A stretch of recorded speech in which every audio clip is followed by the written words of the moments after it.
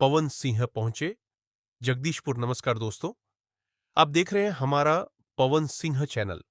और जो भाई अभी तक हमारे चैनल को सब्सक्राइब नहीं किया तो सब्सक्राइब कर ले और लाइक भी कर ले, क्योंकि भोजपुरी का खबर सबसे पहले हमारे चैनल पर आता है। तो पवन सिंह पूछे जगदीशपुर बीजेपी के उम्मीदवार बनने के बाद जो आप अभी इस वीडियो में देख रहे हैं कि कैसे पवन सिंह को देखने के लिए रोड जम हो गया है।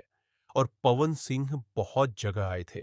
कल तो कौन कौन पवन सिंह से मिला, मुझे कमेंट में बताएं। और एज बता दे कि पवन सिंह बीजेपी के उम्मीदवार बन चुके हैं, उनको बीजेपी से सीट मिल चुका है। और जब पवन सिंह के मम्मी से पूछा गया कि पवन सिंह को बीजेपी से सीट मिल गया है, तो पवन सिंह की मां बोली अच्छा है, मेरा बेटा बहुत खुश रहे।